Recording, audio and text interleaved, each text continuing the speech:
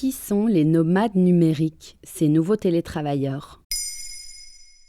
Merci d'avoir posé la question. Depuis le premier confinement en 2020, le télétravail s'est banalisé en entreprise. Travailler chez soi offre de nombreux avantages, dont un non négligeable. On peut exercer son emploi n'importe où. De nombreux employés ont pris cette affirmation au mot et ont fait leur valise. Ils parcourent le monde tout en travaillant pour une entreprise française. On les appelle les digital nomads. En français, nomades numériques. Depuis quand cette pratique existe-t-elle ? C'est dans un livre intitulé La semaine de 4 heures, écrit par l'entrepreneur Timothy Ferriss, que le concept est théorisé. Dans ce best-seller, l'auteur décrit des techniques pour réduire au maximum le temps travaillé sans gagner moins, pour se concentrer sur les choses importantes, et notamment le voyage.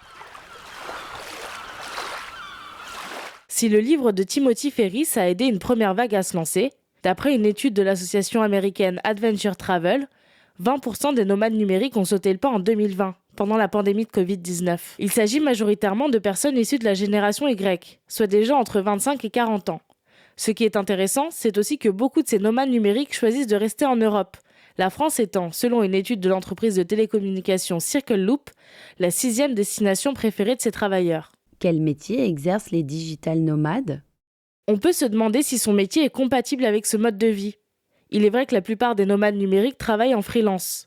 36% pour être exact, toujours selon Adventure Travel. Ils exercent des métiers tels que pigiste, designer graphique, consultant, et s'ils s'appellent nomades numériques, c'est aussi car la plupart font des métiers du digital, comme développeur web ou community manager. Avant de se lancer en freelance, il faut un réseau solide. Interviewée par Le Routard, Anaïs, nomade numérique ancienne journaliste, répond. Il faut soigner sa présence en ligne, notamment sur LinkedIn. Réaliser un book ou un portfolio, mettant en avant son travail, ne pas hésiter à envoyer des candidatures spontanées, même si c'est chronophage, et se spécialiser pour devenir expert et se démarquer. Bon, j'ai envie de me lancer. Qu'est-ce qu'il faut que je sache ? D'abord, il faut réunir plusieurs conditions allant du plus simple, une bonne connexion Internet et un espace de travail adapté, coworking, bureau à domicile, café, au plus complexe, comme un accès facile au visa. C'est aussi pour cela que la plupart privilégient des destinations européennes dans l'espace Schengen. En résumé, il faut surtout regarder si son emploi convient à ce mode de vie et si l'on aura accès à un espace de travail correct et pas trop coûteux. Selon une étude Airbnb, 51% des nomades numériques séjournent à l'hôtel, ce qui représente un budget. De plus, beaucoup choisissent la vie d'auto-entrepreneur, recommandée par le livre de Tim Ferriss. Et là, il faut de la patience avant de percevoir un revenu fixe. Mais selon une étude de FlexJobs, 65% des nomades numériques ne vivent comme ça que pendant 3 mois maximum, avant de rentrer, puis d'éventuellement repartir. Voilà, qui sont les nomades numériques.